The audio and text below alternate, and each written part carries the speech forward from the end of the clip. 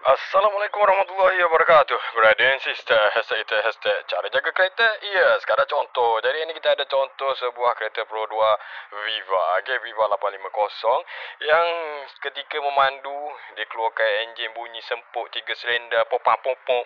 Okey, cek enjin menyala. Okey, dah tadi kita dah cek guna scanner. Okey, untuk hilangkan sakit kepala kita, untuk kena pasti punca. So kita dah kena pasti punca dia disebabkan oxygen sensor. Okey, oxygen sensor ni kadang-kadang kita kena tengok juga kat dalam sana tu. Okey, dia ada kat part exhaust, okey. Pada manifold exhaust. Kadang-kadang manifold exhaust tu tersumbat pun boleh menjadi benda yang sama. Okey. Dan lagi satu selain pada kita cek sensor ni memang betul dia bermasalah ataupun tidak adalah soket penyambung dia.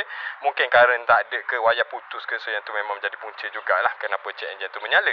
Tapi disebabkan kita dah cek semua tu okey, so berpunca daripada oxygen sensor. So selamat menservis kenderaan anda. Good luck brother and sister. Yes, sekarang contoh.